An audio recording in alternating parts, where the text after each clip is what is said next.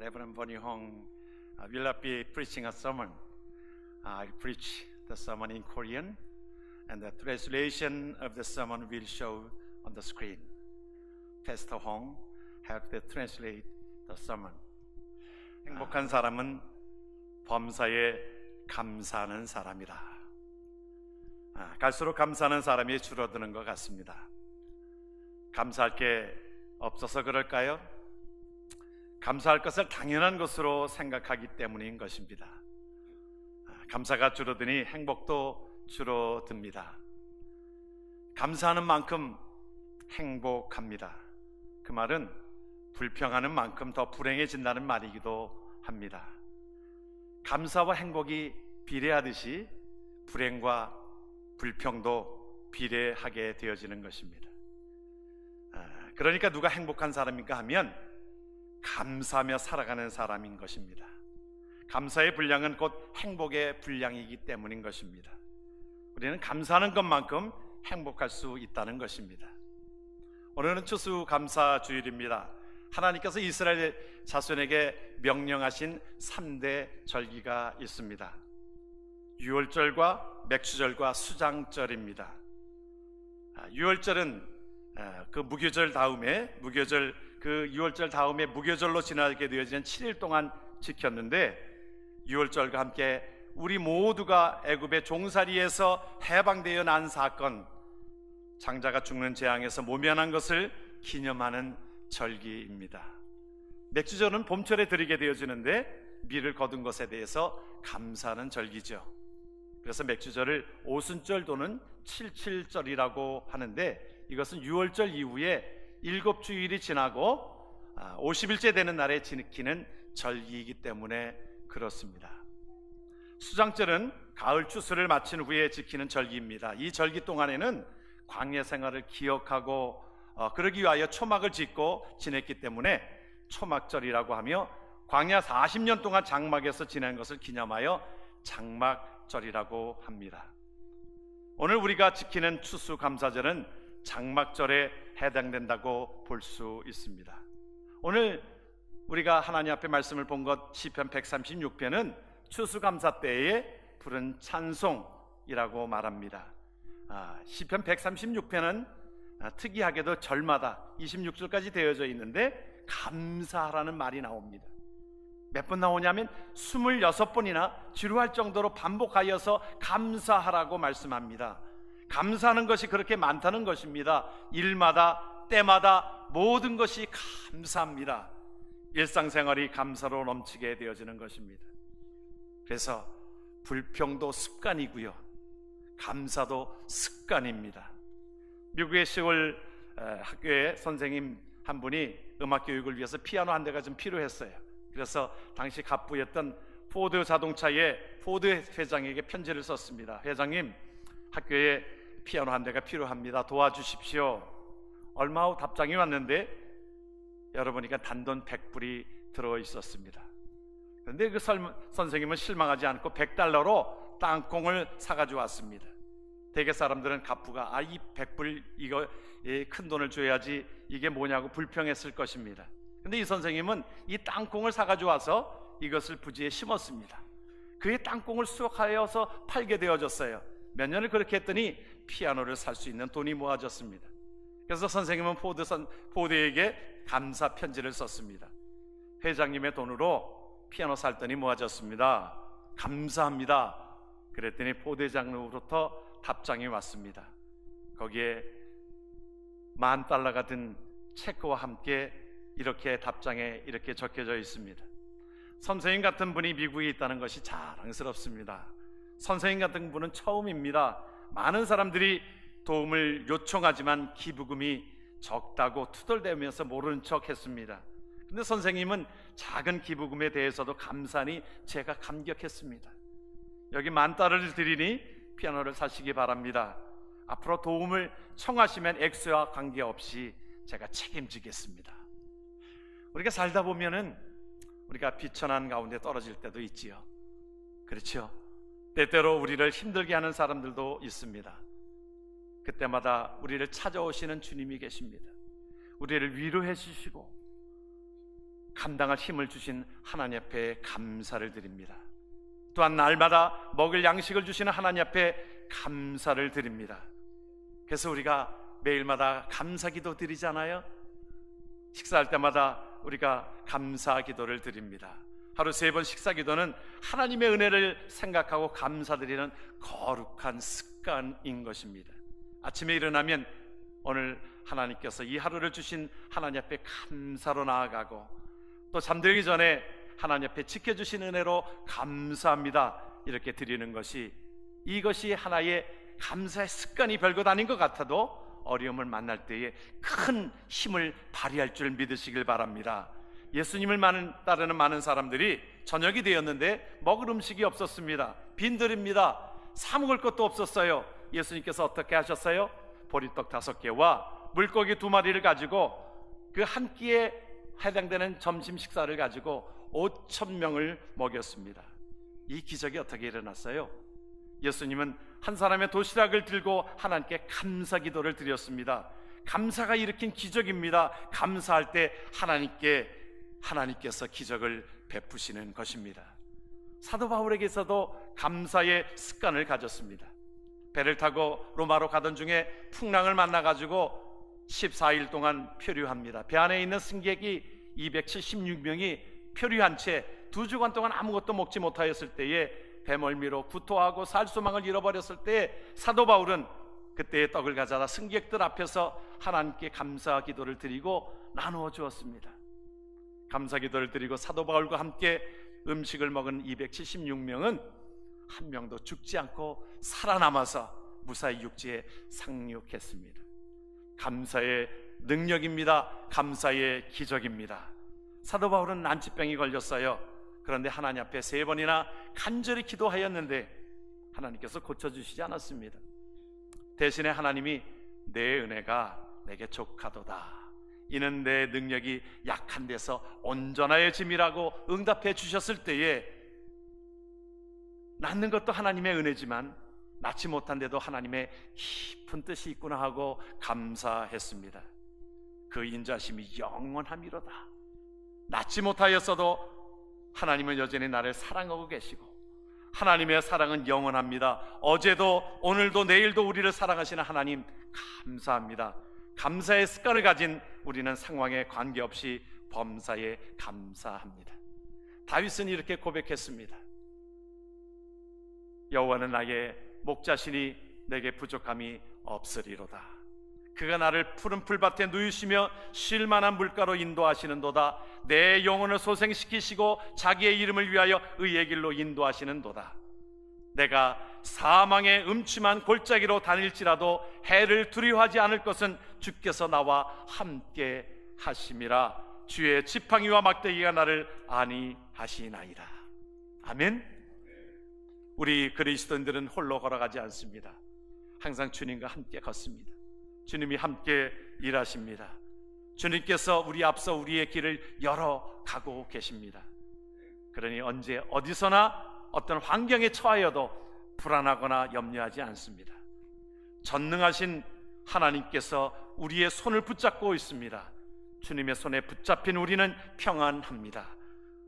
우리가 이러한 은혜로 감사로 나아가길 주의 이름으로 축원합니다. 빌립보서는 이렇게 고백하고 있습니다. 아무것도 염려하지 말고 다만 모든 일에 기도와 간구로 너희의 구할 것을 감사함으로 하나님께 아뢰라. 그리하면 모든 지각에 뛰어난 하나님의 평강이 그리스도 예수 안에서 너희의 마음과 생각을 지키시리라. 할렐루야. 그래서 영어로는 그 감사라고 하는 말에 땡스라고 하는 그 단어를 써서 표현합니다. 그 땡스라고 하는 그 생각한다는 그 말은 think라고 하는 그런 뿌리에서 왔습니다. 그러니까 감사하는 것과 생각하는 것은 같다 이 말입니다. 한마디로 고맙게 생각하라는 것입니다. 그러니까 무엇이 고맙다고 깨닫는 것, 그것을 감사라고 표현을 하는 것입니다. 그래서 감사도 훈련인 거예요. 훈련으로 습관도 극복될 수 있습니다. 훈련은 우리가 가지고 있는 약점을 극복하게 만들기 때문인 것입니다. 어떤 유대인이 있었습니다. 아들을 훌륭하게 키웠어요. 그런데 유식하지도 않고 또 육아법도 그렇게 잘 아는 자가 아니었는데 아들을 훌륭하게 키웠어요. 그래서 이유를 물어봤습니다. 그 이유가 무엇입니까? 그랬더니 세 가지를 들어서 그 이야기를 하고 있어요. 첫 번째 뭐냐면 모든 일에 그 아들에게 무조건 감사하며 살도록 가르쳤다는 것입니다. 불평은 입에서 내지도 못하게 양육을 그렇게 했다는 것입니다. 둘째는 원망과 불평하는 사람들과 놀지 않도록 키웠다는 것입니다.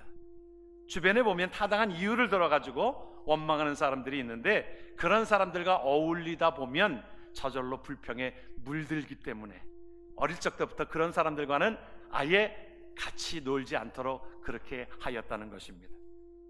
그리고 셋째는 감사하며 사는 사람과 친하게 지내도록 지도했다는 것입니다.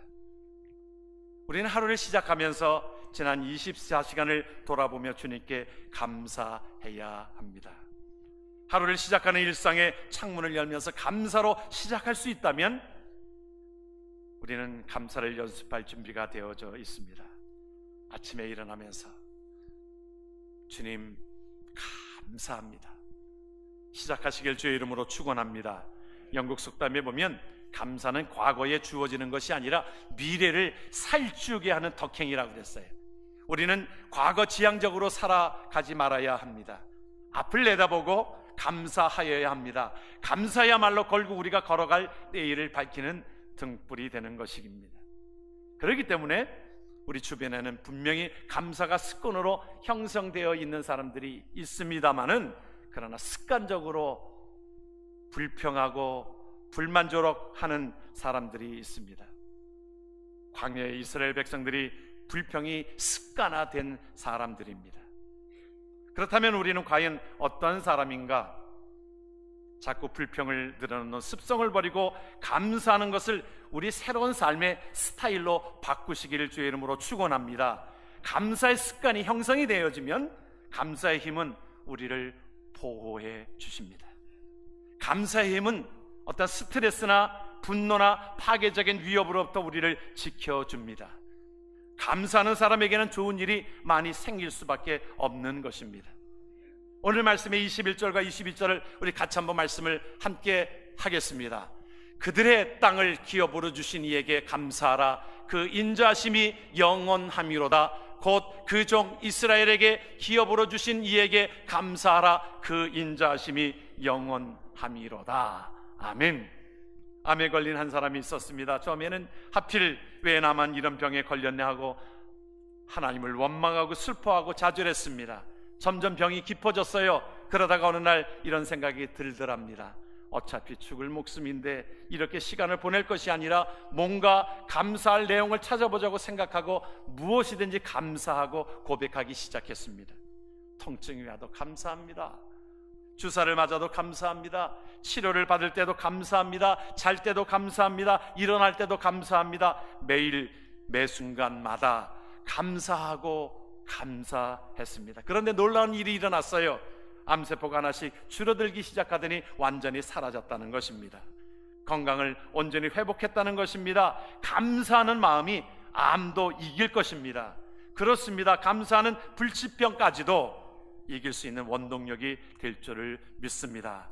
우리를 비천한 가운데서도 기억해 주십니다. 우리 같이 따라하십시다. 우리를 비천한 가운데도 기억해 주십니다. 23절의 말씀을 우리 같이 한번 말씀을 봅니다. 우리를 비천한 가운데서도 기억해 주신 이에게 감사하라. 우리가 믿는 하나님은 저와 여러분들이 비천한 가운데 빠져 있을 때라도 결코 외면치 아니하시고 기억해 주십니다. 그런데 우리 주변에는 매사를 감사와 연결하여 사는 사람들이 있는가 반면에 감사와는 아예 담을 쌓고 살아가는 사람들이 있습니다. 감사와 담을 쌓고 사는 사람들의 경우를 보면 감사할 내용이 없다고 말합니다. 자기는 되는 일도 없고 행운도 따라오지 않고 아무리 노력해도 뭔가 좋아지는 일이 하나도 없다고 생각하는 것입니다. 나같이 불행한 사람이 무슨 감사할 일이 있겠냐고 그렇게 말합니다. 그러나 이것은 인생의 한 단면을 우리가 본 것이지요. 우리의 삶은 동전의 양면과도 같이 한쪽에는 어두운 부분이 있다라고 하면 한쪽에는 밝은 부분이 분명히 있기 때문에 그렇습니다. 오아시스에서 물 한 모금을, 그것은 갈비 열대보다 귀할 것입니다. 수술을 끝낸 환자가 처음 먹는 그 한 숟가락의 죽은 고급 레스토랑의 정식보다 귀할 것입니다. 그러므로 우리가 먹을 수 있고요, 볼 수 있고, 걸을 수 있고, 말할 수 있다는 것, 지금 내게 주신 바로 그것을 가지고 하나님 앞에 감사드리기를 주의 이름으로 축원합니다.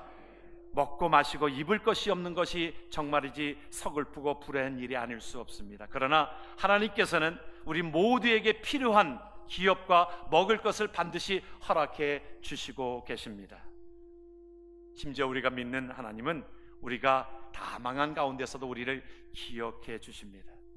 나는 혼자라고 여겨질 그 순간에 하나님께서는 저와 여러분들과 함께 동행하여 주심을 믿으시길 바랍니다. 하나님께서 우리와 늘 함께 동행하실진데 우리가 사망한 음침한 골짜기로 다닐지라도 해받을 것을 전혀 두려워할 것이 아니라 하나님 앞에 그 모든 것들 속에 감사하면 되는 것입니다. 하나님 감사합니다. 우리가 이렇게 따라 하십시다. 우리 24절 말씀을 같이 한번 따라 읽으면 좋겠습니다. 우리를 우리의 대적에서 건지신 이에게 감사하라. 그 인자하심이 영원함이로다. 그렇다면 우리가 이 세상에서 감사해야 될 큰 이유가 무엇일까요? 하나님께서 저와 여러분들을, 죄인된 우리들을 불쌍히 여기시고 예수 그리스도의 은혜로 말미암아 하나님의 백성 삼으신 은혜인 것입니다. 우리가 감사 중에 최고의 감사가 우리를 모든 죄악에서 건져주신 구원의 은혜의 감사입니다. 하나님의 전적인 은혜로 우리의 모든 죄를 용서함 받고 구원받은 성도들이라고 하면 지금 우리가 비록 어려운 상황에 처했을지라도 우리가 이것을 기억하고 하나님 앞에 감사하라는 것입니다. 놀랍게도 이렇게 범사에 감사하는 사람은 날마다 영적으로 성장하게 되어져 있습니다. 신앙이 쑥쑥 자랍니다. 더욱 성숙해가 져갑니다. 왠 줄 아십니까? 하나님의 선하심, 인자하심을 믿을 때에 그것을 우리가 날마다 그의 인자하심을 목도하기 때문에 그러는 것입니다. 그러므로 지혜로운 자는 날마다의 삶 속에서 늘 감사의 조건을 발견하는 사람입니다. 평범한 곳에서 감사의 조건을 발견하는 것이야말로 진짜 신앙이라고 할 수 있는 것입니다. 여러분, 우리가 살아가는 이 땅에서 우리가 누리는 어떤 것도 당연하게 주어지는 것이 없습니다. 모두가 하나님의 은총이요 선물인 것입니다. 보통 사람들이 그럽니다. 심한 병에 들었다가 낫게 되면 감사합니다. 그런데 항상 건강하면 감사할 줄을 모릅니다. 우리가 암병을 치료해 주신 것도 감사하지만 그런 병에 걸리지 않은 것도 더 큰 감사지요. 그러므로 삶 속에서 기적을 베풀어 주신 것도 감사할 일이지만 평범한 삶을 살게 하신 것도 하나님 앞에 감사드려야 할 이유인 것입니다. 그러므로 우리가 이제부터는 범사에 하나님께 감사하기를 원합니다. 비록 병이 들었어도 감사하십시오. 혹시 시험에 떨어졌어도 감사하십시오.